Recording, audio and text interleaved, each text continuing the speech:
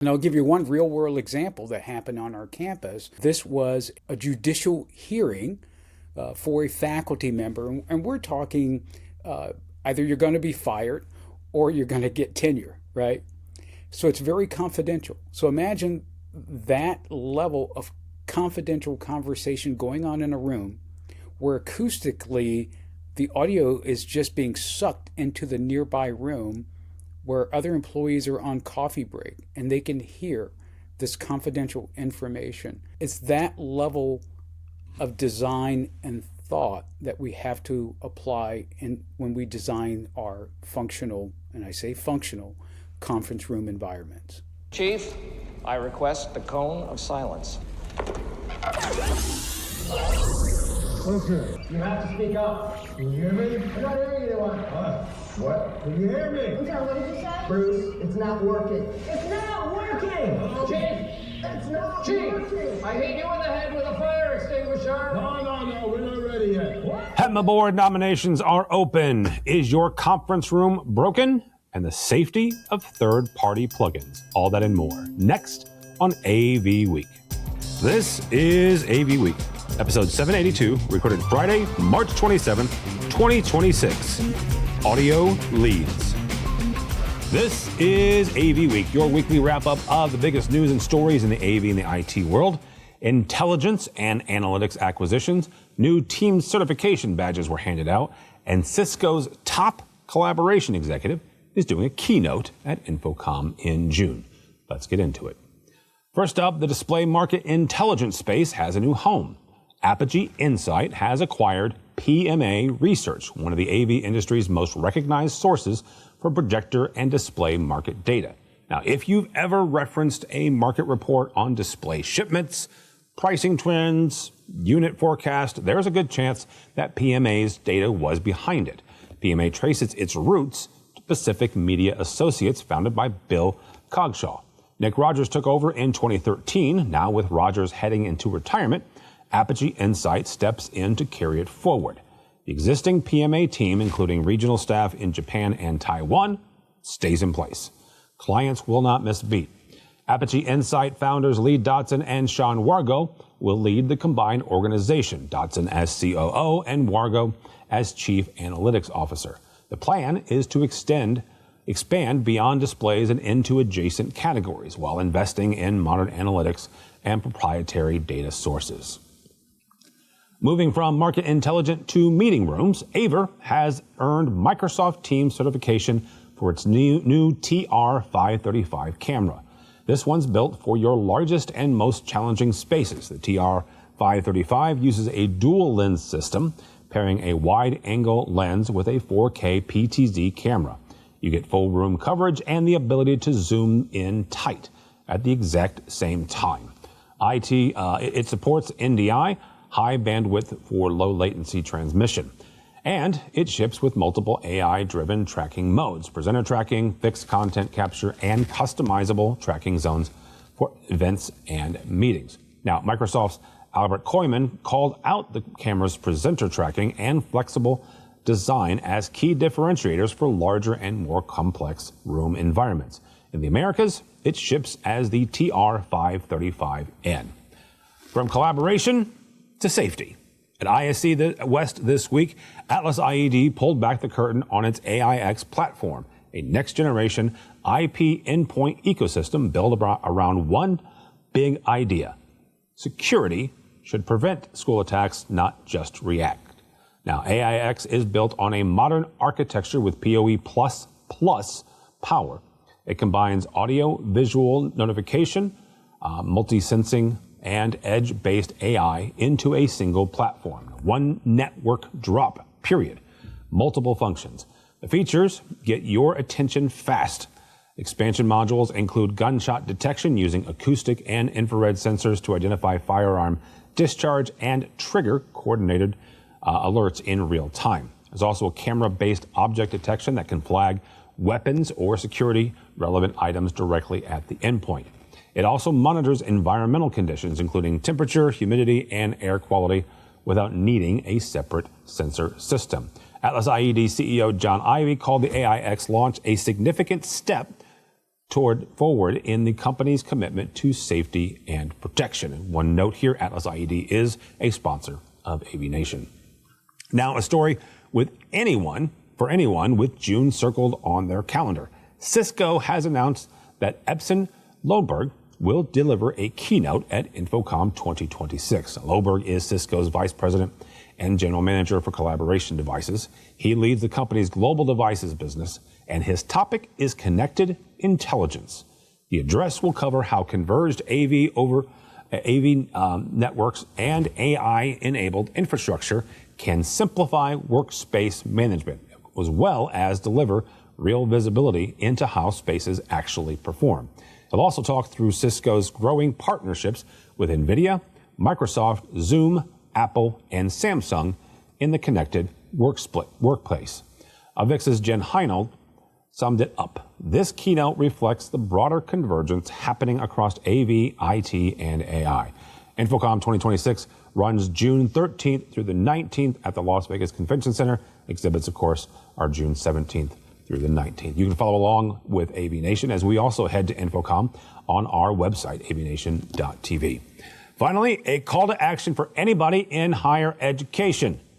HETMA, the Higher Education Technology Managers Alliance, is now accepting nominations for its fiscal year 2026-2027 board of directors and chair positions. 2 at-large board seats are open, 1-year and 2-year terms. And chair openings span 9 committees: advisory boards, approved programs, communications, DEI, education, events membership, and regional groups, as well as sponsorship. A few key dates to know. Nominations close March 31st. That is Tuesday. Candidates have until April 15th to accept or decline.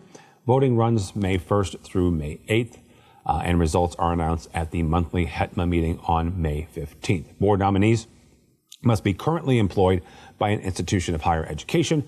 Chair nominees can also be emeritus members in good standings. Get those nominations in. That is your AV news for the week. Stick around for this week's roundtable, where we'll talk about whether or not the conference room is broken and third-party plugins. That conversation is next. This is AV Week. All right, welcome back. Now we bring in our fantastic roundtable with us to discuss a handful of topics here. First and foremost, Willie Franklin. Welcome, sir. Hey, thank you, Tim. Great to be here. Good to see you as well. Also with us is Kristen Bidwell. Welcome, ma'am. Hey, Tim. Thanks for having me. Absolutely. Good to see you. And a young man that I've known for an awful lot of years, and this is his first time on this show, Chris Neiman from Shure. Welcome, sir. Thank you. It's great to be here as well. Good to see you.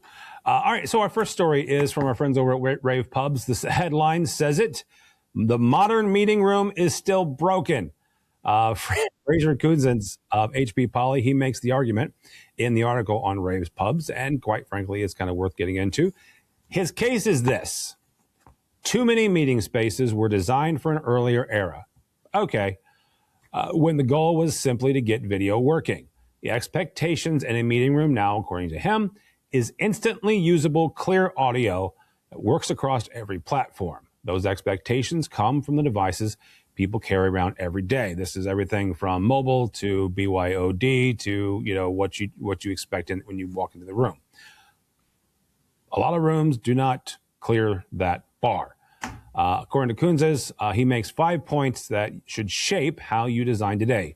Audio clarity, reducing friction, designing for the room type, and this is not just a generic product category, but the actual room type.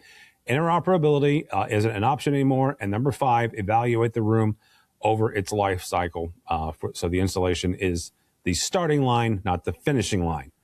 Kristen, we're going to pick on you first, since you are the one who designs more rooms than anybody else on this call.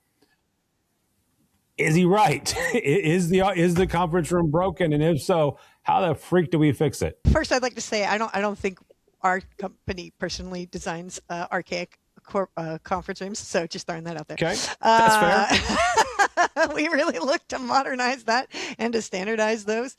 I think there's definitely a lack in good standardization. I think there's a lack in quality depending on how it's designed on occasion. And we see issues with being able to standardize small and medium versus large boardroom type of spaces and that functionality not matching because maybe the boardroom, like the technologies that we use in small and medium conferences, aren't available in the same way that we need to use the executive boardroom. So whenever someone uses those rooms, it's very different than maybe what they're used to at their desk or the small meeting rooms. And that just comes with the technology. It becomes, how deep is that room? All the parameters kind of change. Sometimes there's multi-camera systems going on. So there's a lot more complexity to those spaces than the smaller and medium. We try to standardize as much as possible as far as, is it a Teams room? Is it an MTR room? Is it agnostic or BYOD? And how are we using those technologies? And then we try to keep that going on. As far as audio, being an audio geek, yes, I think the audio is lacking in a lot of the spaces across the board. It was about the video bar, right? Like they want simplicity. I want to be able to see everybody. And audio can lack. It doesn't have to. There's definitely amazing products out there to use in all space types to make the audio good. I think one thing that is tricky is either the end user requirements or desires. Do you want mics on the table? Do you want mics in the ceiling? Do you want mics at the display only? And are those mics really the right mics for the room? Sometimes they are. Sometimes they say, you know what? I don't care. Put it in the ceiling. And, oh, we have this huge architectural feature in the middle, so you have to put it in the corner. And it's just like, well, that's a horrible design. Yeah. And so, we kind of try to find that balance as well. Sometimes we don't get to pick the exact perfect locations just because of the room space and the end user needs. Something that also gets massively overlooked is the acoustics. And that really affects the audio in the spaces, whether it's the acoustics within the room, because typically we see, it's very, very common now to see all glass walls in a conference room with rarely any acoustic treatment or maybe acoustic treatment just at the display. With a hard surface, maybe thin carpet on the floor, obviously people soak up some of those frequencies as well, but it makes it really difficult to do that well. Also, especially in renovated office spaces, there's a lot of HVAC noise going on. The walls may not be going all the way up to the deck, and you can just hear right over to the next room very clearly.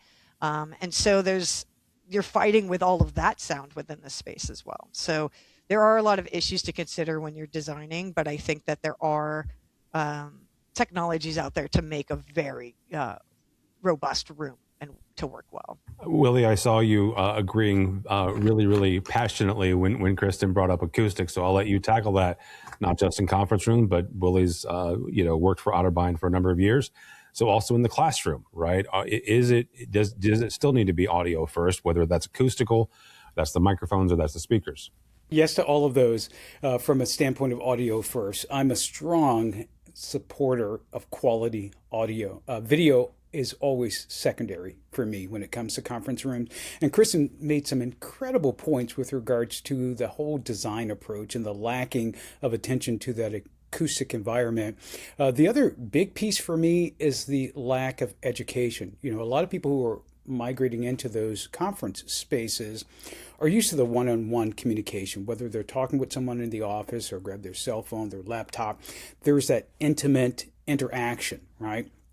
Pop into that conference room. Now you're conferencing with a remote audience or remote team. It's a total different level of collaboration. Visually, a lot of people immediately default to, I want to be able to see everybody in the room, which typically means if you're looking at everyone in the room on that far end, when that person speaks locally, they might as well wave their hand as they're speaking, because there's a good chance that you're not going to be able to see them unless you've invested money where that video is going to follow audio and try to get to that person speaking quickly, assuming that you can hear the articulation of what they're saying because of the acoustics of the room.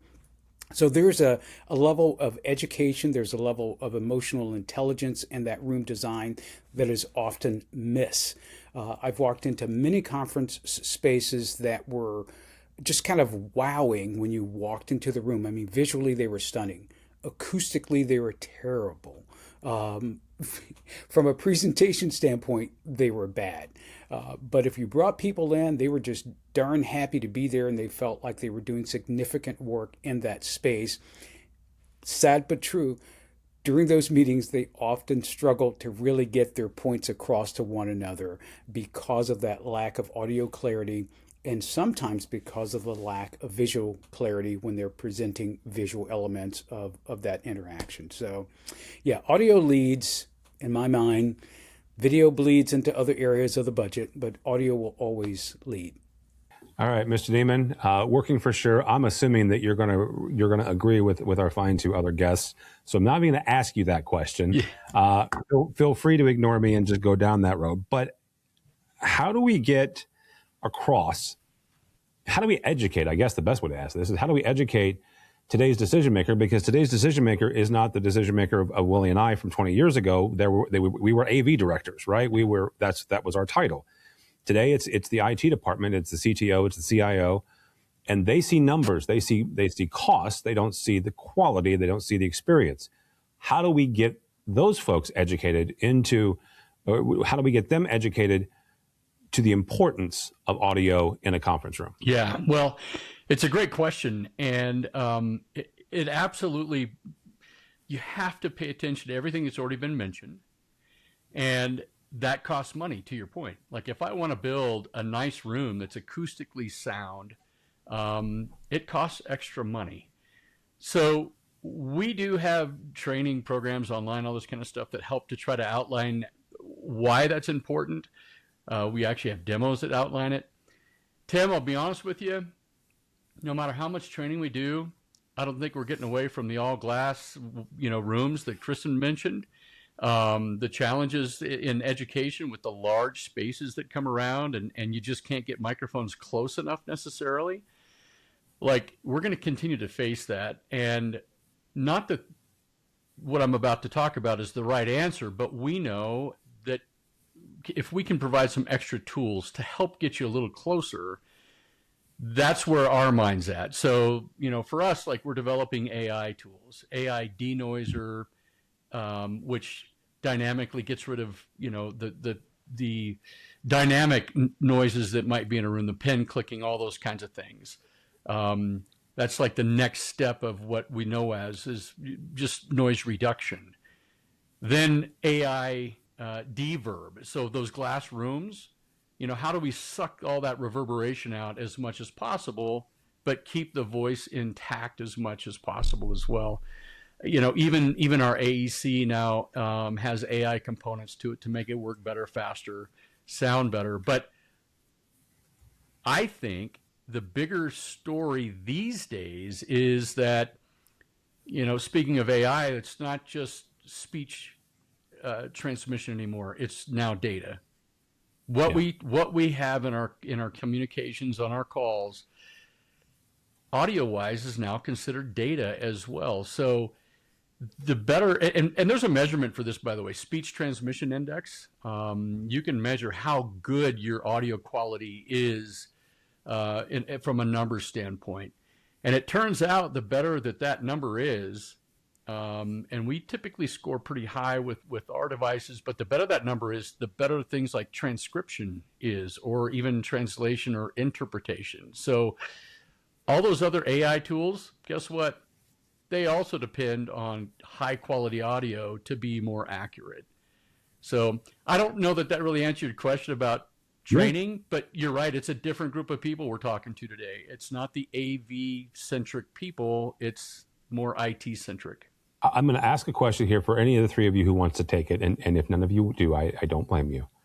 A number of years ago, our industry and by extension, the folks that were sending out the request for proposals and putting in systems, we had gotten to the point where good enough was good enough, right? Oh, this is fine, right? This is fine.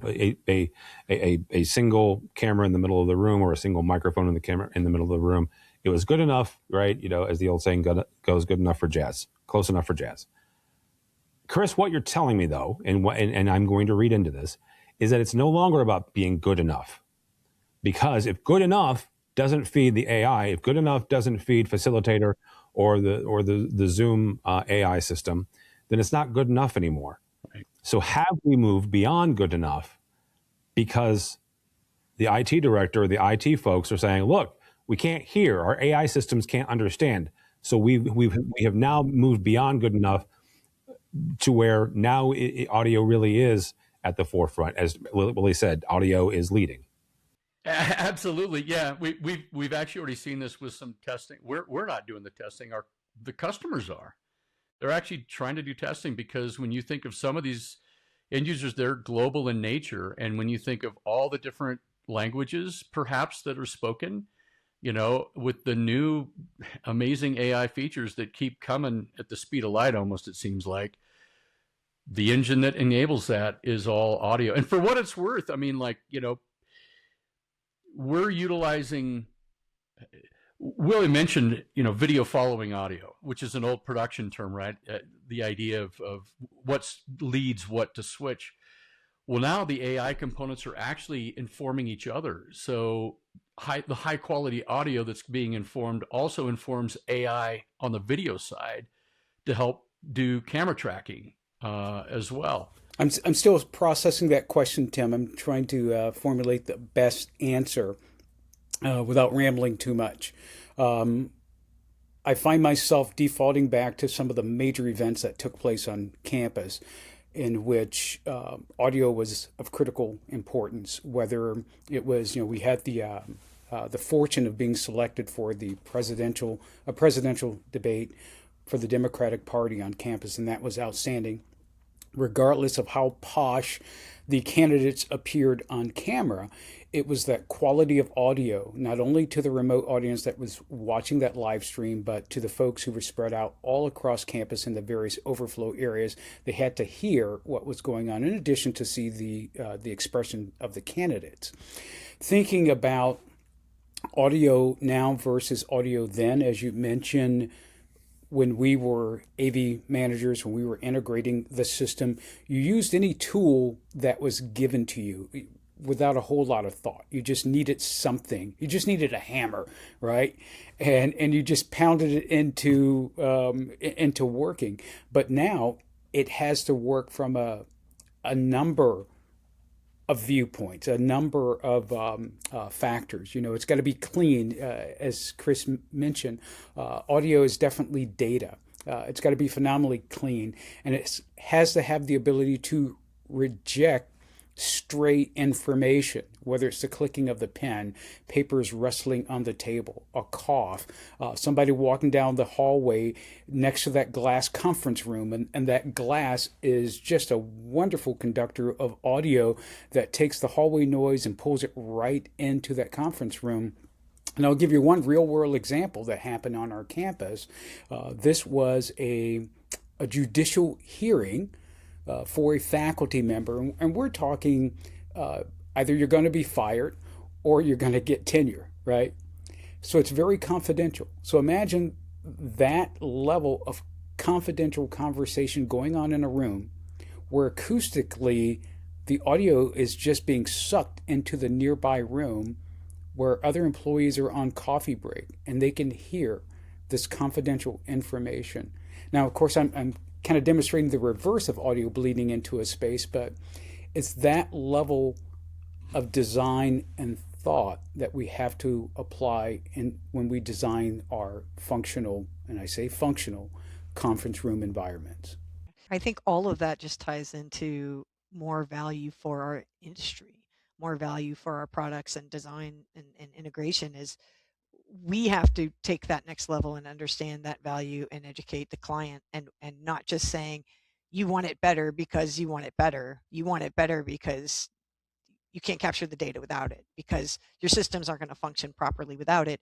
And it gives us more clout, I think, as AV industry people, to really take our designs and take our installs to the next level, which is actually really nice.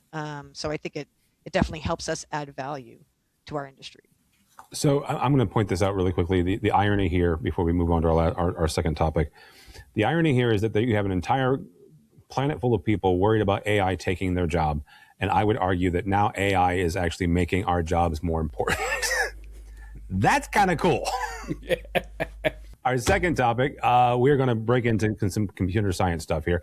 Rankins Hines has released a new third-party control plugin for the Symmetrics platform. Now, what this does is it allows Symmetrics to control Rankins Hines loudspeakers directly from their piece of glass. This is not about that, even though if you're either a Symmetrics or a Rankins Hines customer, congratulations, you can now control one with the other. Here's my question. Do we trust third-party plugins in an era of increasing AV network security? And I will make a couple caveats here. Number one, I have a dear friend, Steve Greenblatt. He owns Control Concepts. He actually won the AVNation AV Tweep of the Year this year. Control Concepts makes third-party plugins. So I am not here to disparage third-party plugins. I am simply asking the question because we are doing more and more, and thank goodness we are, because 10 years ago, nobody gave a crap about AV network security. Like it was a joke, right? Today, I would argue that we are actually getting better at it. So, Willie, I'm going to start with you on this. Who do we trust to make these plugins that we all rely on now to connect point A to point B so we can look at it over the network? We trust our gut. And I say that from a standpoint that it's a cautionary tale. But for me, it comes down to either build it or buy it, right? Either you have it within your wheelhouse that you can build the tool that's necessary to make certain your widget is going to work flawless wherever it's deployed. Or you're going to go out and do the smarter thing in some cases, and you're going to buy that piece to integrate into your widget to make certain that it runs well. I mean, let's face it, not every industry has all the tools it needs in-house to be successful. So you outsource some of that. And it comes down to whether or not you're willing to take the risk. It's like every other aspect of business. As you're creating that business model, you have to ask yourself, is this the best that I can offer my customers? And is this the most secure option I can offer my customers? It is not unfamiliar to pick up the newspaper. Gosh, I just ate it myself.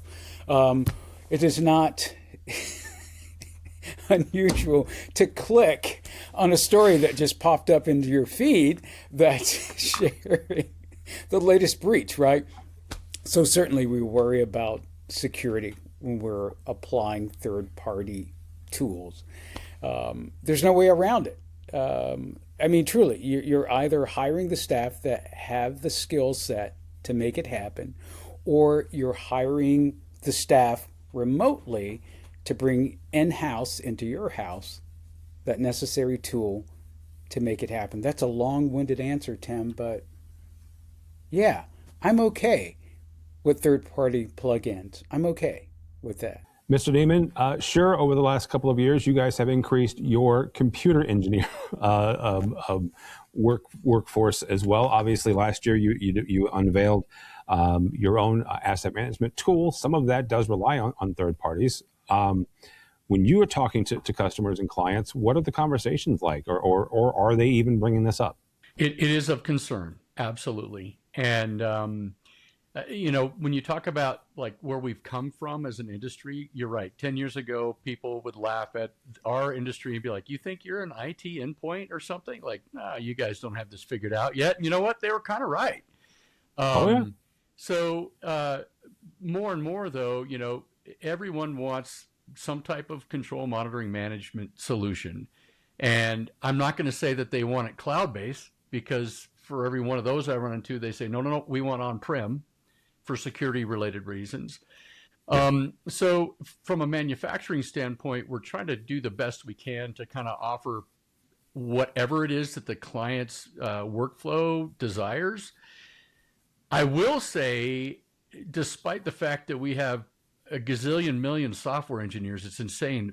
Like, of all the practices that we have at Shure, acoustic, electrical, all these engineers, there's the most software engineers now. Wow.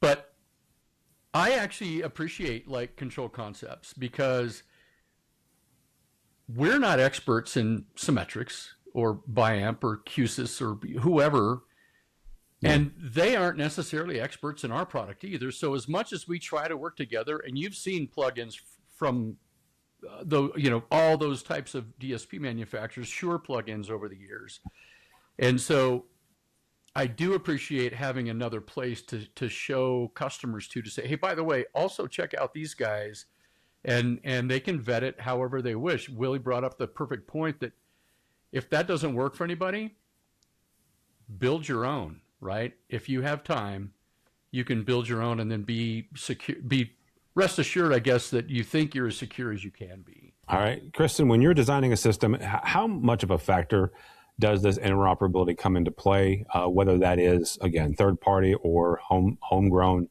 interoperability between disparate devices? Sure. I think, and with Renkus, as an example, I was actually talking to Renkus about this metrics app at ISE, and before the announcement hit.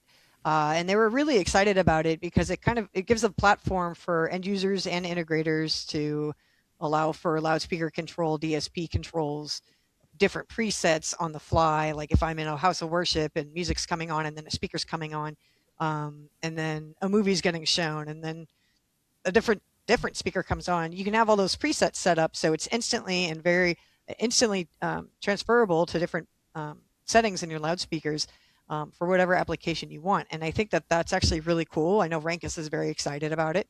And I think being able to have that kind of solution just allows us to help our end users in day two services. So, and not remote management services, but just day two functionality as far as, hey, this is a really cool product.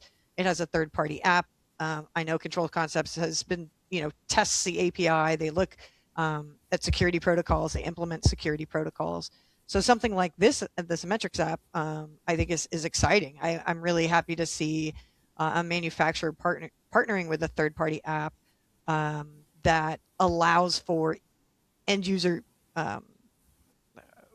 an easier end user experience, and maybe saves time during integration too. So that fee could actually be less if they implement that. So I'm all for it. I think as long as the app is vetted, as long as there's security protocols in place.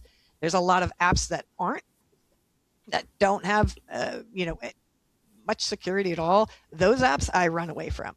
If an app developer has not taken that route, and they are out there, then I have no interest in using them or specifying them, because data just has to be so secure for our end users.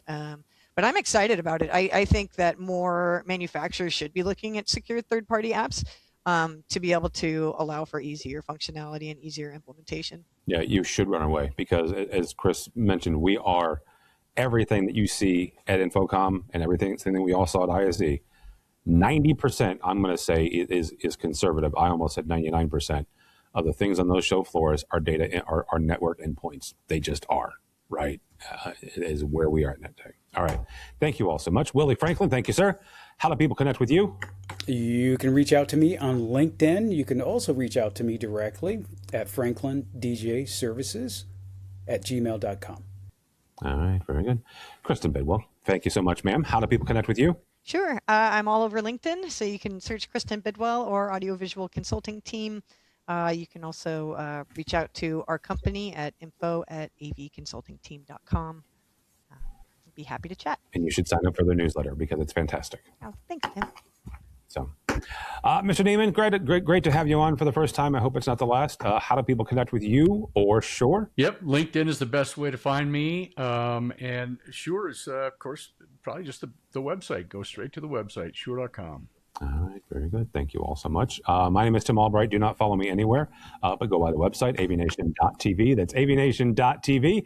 You'll find this program and a host of others. You can check out our coverage of ISC West. I had to practice that 15,000 times because I just got back from ISC, but it's ISC West as a security show. Lots of cool stuff from there. We are also heading to NAB April 19th through the 22nd. We'll see our friends at Shure there as well. If you want to read something that I wrote that has nothing to do with technology or AV, you are more than welcome to follow me on LinkedIn. That is as much as you're going to get out of me. And that took years of people beating me about the head and shoulders. So you can connect with me on LinkedIn if you'd like. But go by the website if you would, please. AVNation.tv. That's AVNation.tv. Thanks so much for listening. Thank you so much for watching. That's all the time we have for AV Week. The network for the AV industry. What are you listening to? This is AV. This is AV Nation. This is AV Nation.